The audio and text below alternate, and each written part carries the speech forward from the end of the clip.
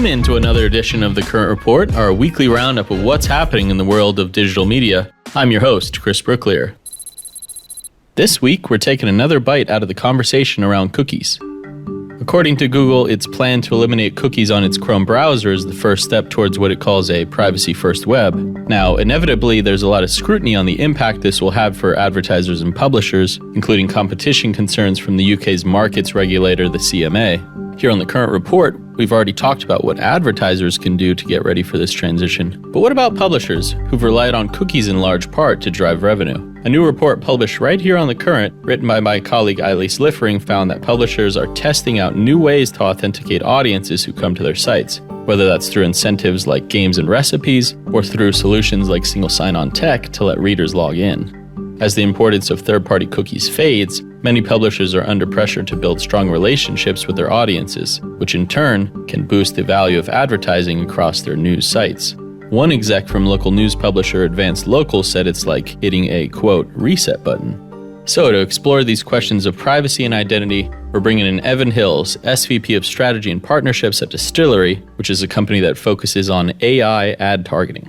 Now, Dstillery, your company, has said that this is the largest transition in the history of digital advertising. So just in a nutshell, I know this is a complex topic, but in a nutshell, can you say what's at stake for advertisers and publishers?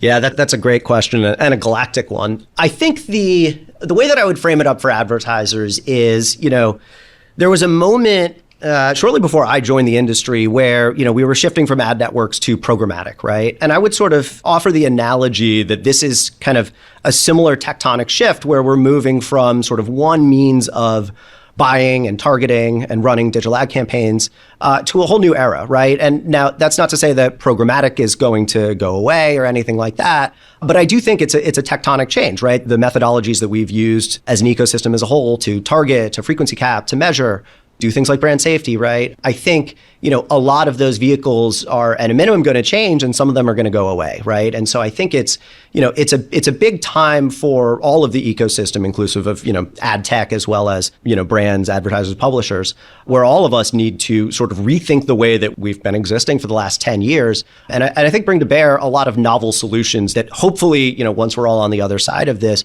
will ultimately yield a more performant ecosystem that is better harmonized with consumer privacy, right? And I recognize that, harmonized with consumer privacy is always a little bit of a tricky question to answer since, privacy is defined differently by different entities.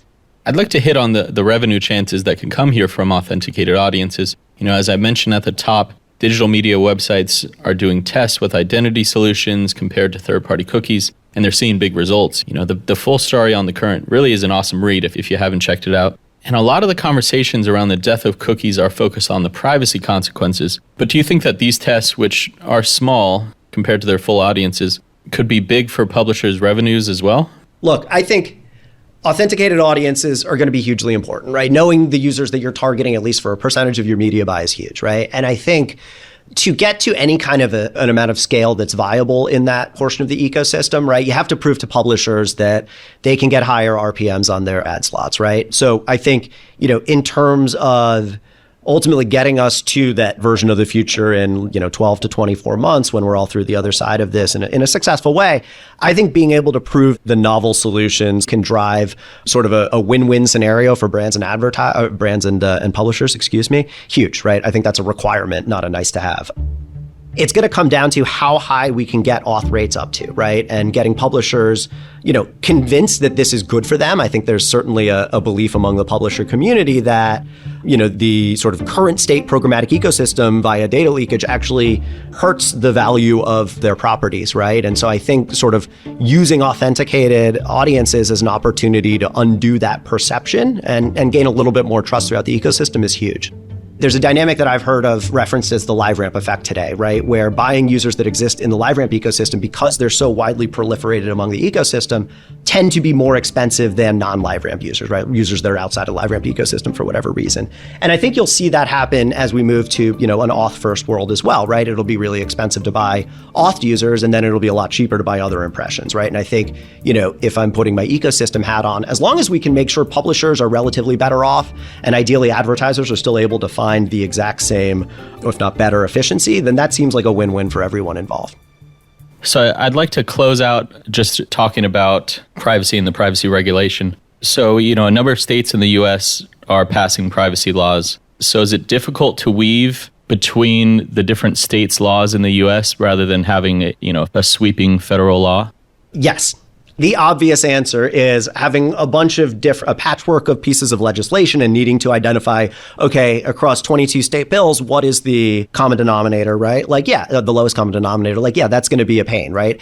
Do you apply, Washington's approach to healthcare targeting across the board in the US, or do you try and, confine that to Washington state? These are really difficult questions. So yes, I think without a doubt, having one piece of federal privacy legislation that all of us need to govern to, that's clearly the optimal outcome. California has stated that they want to be the floor, not the ceiling on privacy, right? And then there's other states that want no privacy.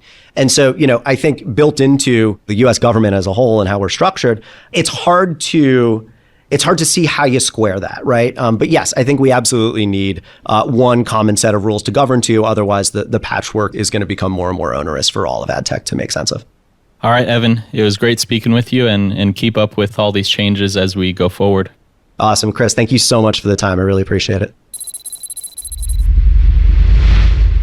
Next, here's our roundup of what's making news across the internet. Paramount announced it's skipping a glitzy star-filled Upfront presentation for the second year in a row. John Halley, the ad sales chief for Paramount, told Adweek recently that they're not, quote, going back to the old way of doing things. I recently spoke with an exec at AMP agency who said he's been to more upfronts than he can count, and that what matters is not the big presentations, but the personal connections that lead to deals getting done. Still, Paramount is standing alone for now, as Disney, Netflix, and many more are preparing their showcases as spring approaches. And finally, we're capping off this episode with one last thing. Smartphones have become such a big part of our lives that they might as well qualify as a new body part. But as with all technological innovations, there's always something new on the horizon. So what could be next after the smartphone, and how are marketers reacting? To get the scoop, we're going to Zach Wang, who leads our reporting for The Current in Europe, the Middle East, and Africa. So I think by now we've all seen the hype around the Vision Pro, right? It's reportedly sold out in the US. You've got obviously Meta, you've got Xreal, Humane, all these other companies really investing a lot in trying to figure out the future beyond the smartphone, right? But I think, there are two things here for marketers to keep in mind. And one is, the industry is cautious, right? The technology is unproven. The economy as a whole is a bit wobbly.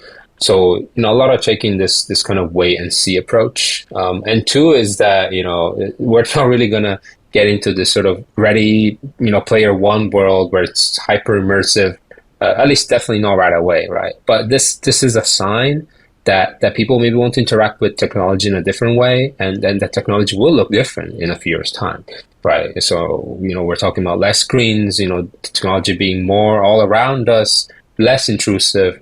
Smartphones aren't going away for now, but this is about sort of an undercurrent, of a world where technology is just more seamlessly integrated into our lives.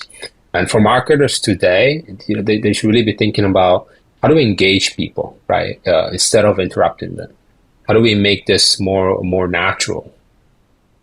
And that's it for this edition of The Current Report. For a deeper dive on all these stories plus more, check out thecurrent.com. And of course, please like and subscribe on YouTube, plus leave us a review on Spotify, Apple, or wherever you listen. And if you want to hear more from The Current, listen to The Current Podcast, where we interview some of marketing's biggest leaders about their keystone career moments and where the industry is going next. We'll see you next week.